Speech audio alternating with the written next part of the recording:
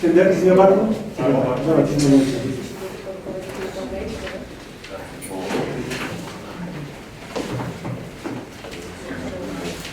Familyanızda, ailenizde bakınız. Akmatov İlkerler Satar. Doğumdan yılınız, hayırlı. 1983, 4. yanvar. Hayırlı doğumlansız. Orada Oş Oblusu, Fırıncı rayonu, Sarkamış ayı. Biliminiz qanday? Birinci ordu. Cevaplı bilimdir. Bugün Türkiye'de qaysi yerde kim болып işleysiz? Batken Oblast prokuraturasında bölüm başı. Yaşagan yerinizin adresi. Yaşagan yerim Batken Oblusu, Batken şehir Malayerin köşesi, nomeri жоқ. Siz de şu kılmış iş boyunca provokatlarına ötken ekensiz. Hazır surat kılavuz. Kırgız suratın aldığından Kırgız Respublikası'nın Yazık Kodeksinin 345. yana 346. statyaları boyunca eskiyetler. Bu degen birlik grup atayla yapılan kodeksine derseniz, körsötme belirleyince baş tartsanız, kılmış yok geçmiyor. Çürüktür. Formunuzu koyup yüksekken boyunca.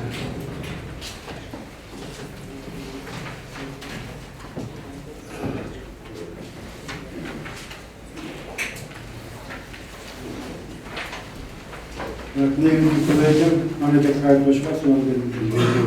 Okuya boyunca Barroso Cetlutu okuyarak yapıyorsunuz. Sonrasında Umutlu Turgalık Kılıçı, Umutlu Proses Batışuçuları. Çındığında 2018 yıldan 17. noyabr Batken Valisi'nde Kargaşalı okuya orun aldı. Al boyunca iş boyunca aytıp kırsam 2018 yıldan 16. noyabrında Batken Oblası'nın adisi халық азаматтығын той болып, ал тойға үт коллектив барғанбыз. Ал жерде ошол тоғочу эс алып келер деген сөздөр болгон экен. Тойду ызычууда жакшы болгон эмес эми ал жерде. Областын прокурору Анарбай Кубатович сен да барасыңбы, сен эмне кыласың дегенден мен айтканмын 17 ноябрь негизи студенттердин күнү болгон. Менин келинчегим студент болгондон байланыштуу. Ал күнү балдарым карап, ал байрамдаган кетишкен. Ошондой эле мен негизги немем тутум ооруканына байланыштуу. Ал тоого барып, неме жарабайм дегендиктен, анда сен ответственный столупту деп неме кылышкан. Ошол боюнча эртеси күнү жумушка келгенбиз. Жумушта семинарский немелерибиз бар эле, жаңы 2019 жыл 1 январдан колдонууга киргизилген жаңы кодекстер боюнча бизде алдын ала семинарлар уюштурулуп, эртең менен семинар болгон.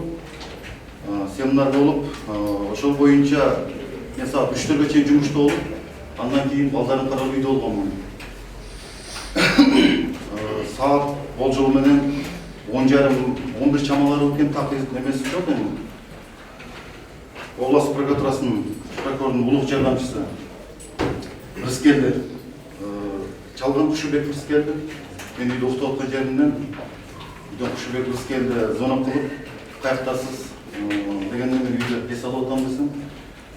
Прокурор тоого кеткен бойдон келбептир. Срочно Баткен райондук ички иштер бөлүмүнө алып келиңиз деди. Эмне болду десем, ошол жерге келе берсеңиз деп неме кылды. Мен ошол боюнча автоунааны менен келиңиз дегендиктен мен автоунааны жүргүзүп Баткен районунун ички иштер бөлүмүнө жетпестен жанагы областтык мамлекеттик администрация жактан жогору карап өткөндө болжол менен 50-60 метрде жетпеген жерде жолдун сол тарабында ак Lexus үлгүсүндөгү автоунаа турган экен. Ал жерде милиция кызматкерлери, ошондой эле райондук прокурору Калыбеков Мирлан, Баткен областынын ички иштер башкармалыгынын башчысы Каширалиев менен сүйлөшүп турушканда, ошол жерге андан кийин бизди бөлүмдө иштеген Исмаилов Аскар, ошондой эле Баткен областынын прокурорунун орун басары Байбосун Арсланбек, ошондой эле Анарбай Кубатовичтин уулу Ибрагим Анарбаевтар автоунаада келишип токтоп калышты. Ал жерден барып эле бул жерде тургандан эмне деп туруп издейли деп кайра биз Баткен областтык мамлекеттик администрациясына алып келдик. Ал жерге мен окуя боюнча такыр менен жол экенин билбейт элем чындыгында. Кесен шеф келбепті, сен көлге чейин жолдун эки четин 50 метрден карап чык деп неме кылышты. Анан ошол эле мезгилде калк мелис каяктан табабыз деп сурап калды Байбосун. Анан ошол эле мезгилде мен эсиме түшкөнү калк азамат, мен калк мелис тууган болгондуктан калк азамат аркылуу табабыз деп неме кылдым. Номери бар dedi, номери жок деп неме кылганда биз барып келдик деди ошол мезгилде. Андан соң биз мелистин үйгө, азаматтын үйүнө баралы деп неме кылды. Мен карап туруп өтө шок абалда калдым. Ал жерде 5 мүнөт жок кетти деп ойлонуп. Андан кийин машинаны жүргүзүп, берилген тапшырма боюнча кетканда калк азамат автоунаасы менен келетканын көрүп калдым. Үй жак келеткан ошол баткенде кругга жетпей. Мен дарыгынан көрүп калып, артынан автоунан буруп, мамлекеттик администрациянын жанынан системде үй-бүлөлүк дарыгерлер борборлордо жол бар эле. Ошол жактан алдынан сигнал басып, маркатерди белги берип, токто деп неме кылды. Ал байкалады окшойт, билбейм. Андан кийин ошол кайсы Орозбек көчөсү экен табасында жок, жана калк мелис жашаган көчө экен. Ошол жерге бурулган жерде көрүп токтоду. Мен да аны токтотуп экөөбүз ал жерден мен сурадым андан калк азаматтан. Калк азамат эки классташтар достор окшойт. Ошонун тойдун эртеси күнү үйүндө майрам конокто аткан экен классташтардын. Ошол жерде айттым, мен айттым, мен окуя боюнча түшүнүгүм болбогондуктан ал жерди сурадым. Калк мелисти Арсланбек Байбосун сурап атат, жактан табабыз. Десем, не болуп тынчтык эле деп сурады да. Анан мен сурадым, кандай автоунаасы бар эле, Lexus автоунаасы барбы десем, бир жарым жыл болуп сатып берген дедим. Бар эле сатып берген бай. Мен не болду дегенден, билем ошол жерде калк мелис башкарган автоунаа окшойт. Автоунаа Канабалда, белки район ички иштер бөлүмүнүн алдында жетпесем турат. Ошол башкарган автоунаа экен. Деп ошол неме кылганда Байбосун менен байланыштык. Байланышардан калк мелис жанагындай Honda Civic ушундай автоунаага келип калды. Биз келген жактан келип калып токтоду. Не болуп тынчтык болду? Ал жерден биз окуянын мен немесин билбегендиктен агасы калк азамат тынчтык эле деп аны жөнөтүп бердик да. Картен келип атасың, эртең толго чыгам деп ушундай бир нерсе айттым. Эртең чыгам деп неме кылды? Айткан сөздөр эсимде жок. Ошо мен үйүнө карай кетти. Үйүнө карай кеткенден кийин биз Байбосун менен байланыштык. Байбосунга айттым, мен калк мелисти, калк азаматты таптым. Могу көчөдө, могу калк азамат менен мелистин үйүнө 3-4 үй жеткенен келип турабыз. Сен алар хорошо биз кетип атабыз деп, биз калк мелистин үйүнө келип, алар да ошол эле мезгилде келди. Калк азаматты айттык, айтып чыгыңыз, ошо тууганыңыз деп.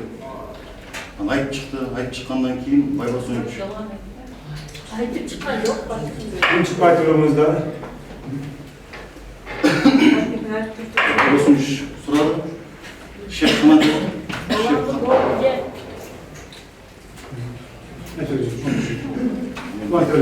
Айтайын деп. Эгер дагы ушундай биле турган болсоңузчу, эскертүүсүз эшикке чыгарып улантыңыз. Байбосун сурады ал жерде. Шеф кана кайерге таштадың дегенде, чогуу бардык, чогуу келдик, шефти үйгө жеткирип койдум деди. Үйүнө барбаптыр го деди да. Я откуда знаю? Мен таштап койдум. Мен кайдан билейин деп жанагындай терс немелер жооп берди. Айткандан кийин Байбосун сени менен кетти эле го. Үйүнө келбептир. Кайерге таштадың дегенде, жогорудан берке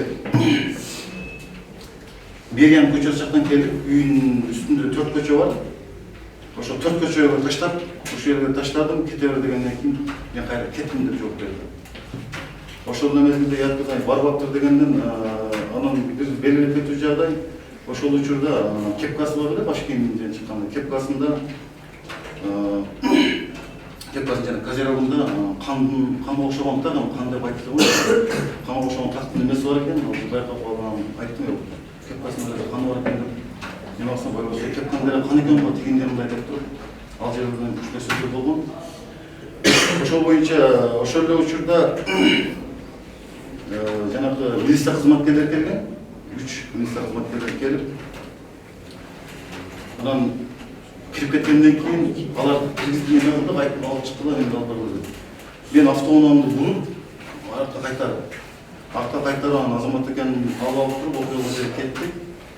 Ал жерге алып баралы десек, ал жерге алып барган жок. Окуя болгон жерге барсак, калдык азаматты областтык ички иштер башкармасына алып барат ошот деген сөздөр болгондуктан биз областтык ички иштер башкармасына келдик. Ал жерге келсек келген жок. Ал жерде бир примерно 15 минут күткөндөн кийин анан ГОдун жанагы шаардык жана ком немелер бар эле, гомдор. Ошол жерге алып барса керек экен, шаардын болсо гомдорда ал жерде эч ким жок экен. Анан шаардык ички иштер бөлүмүнө бардык, ал жерге алып келбептир. КПдан сурап алып келбеди дейт. Анан шаардык ишер бөлүмүнө алып барат экен дегенден кайра шаардык ишер бөлүмүнө келип турдук. Ал жерде турдук. Ал жерде тургандан кийин саат канча экенин эсимде жок. Калктын ээси алып келишти. Ошол боюнча бардык укук органдарынын башчылары, ошондой эле областык прокуратуранын сотрудниктери, адам көпчүлүк эле издөө иштерин жүргүздүк. Областык прокуратурасынын кызматкерлери 5-6 машинада ар кайсы жактарды издешти. Ошондон кийин түнү саат 2-3-төрдө экен так эсимде жок. Анарбай Кубатовичтин бир тууган иниси жана бир тууган агасы келди. Ошол шаардык иштерден келип ал жерде сүйлөшүп, неме кылып, анан Абдрашид бир тууган иниси менен биз үйүнө барып неме кылдык. Үйүндө бир жерде эс алып жаткан жокпу деп туруп, кайра барып үйүнө карадык. Андан барып областык прокуратурага барып карадык. Ал жерде таппадык.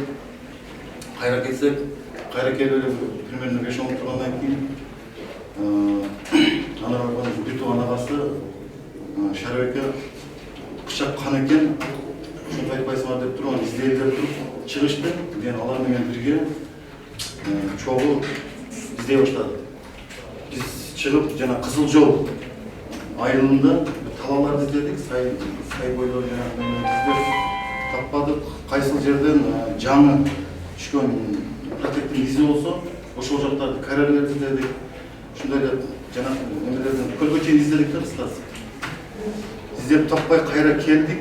Кайра келгенден кийин ал жерде пландашты эртең издейбиз деп жетекчилер, мына улуттук коопсуздук мамлекеттик кызматынын Баткен областындагы башкарманын жетекчиси, ички иштер Баткен областынын ички иштер башкарманын жетекчиси ал жерде сүйлөшүп, эртең менен бардыгы 6:30 бүт состав неме болуп издөө иштерин жүргүзөбүз деп пландашып турган мезгилде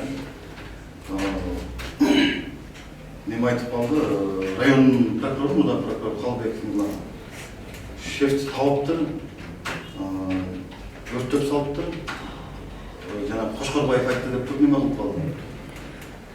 Мына чыктык, ошол мезгилде сыртта турганда Калбеков айтты, сен да бөлүм башчысың, чогуу биз менен жүр дегенден биз шаардык областтык ички иштер башкармасынын жанагы зам Арстан Алманович, Усанов, Калбеков, мен дагы бир опер кызматкер менен биргеликте алардын Кондар автоунаасында Санжар менен байланышкан неме боюнча мен ал жакта жаш билбейт экенмин, жана полигондо бир жактарын түшүндүрбөйм, алар сүйлөштү. Биз ошол жака барып жол жанагы машина өтө жапыс болгондуктан бир жерге баргандан кийин телефондорду таппай калды, машинада жүрбөй калды.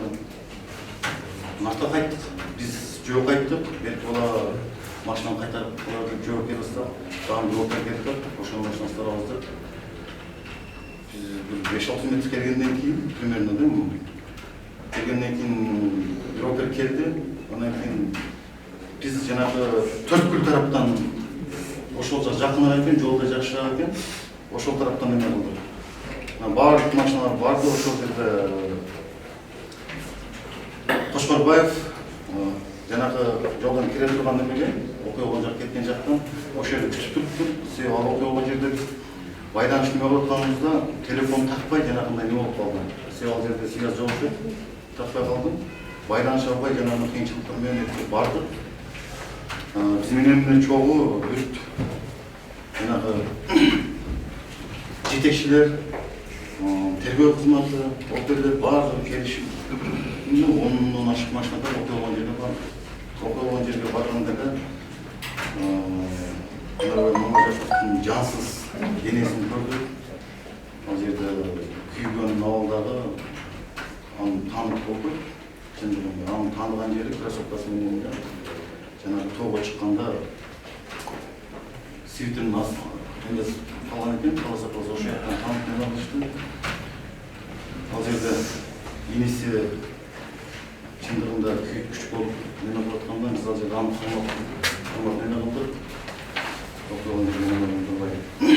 Ошол менен мен ол башкы прокуратурага атайын билдирүү беришим керек эле. Ошол боюнча мен окуя болгон жерден жумушка кайттым. Жумушка керектүү болгон ал жерде маалымат жаздык. Ошол окуяны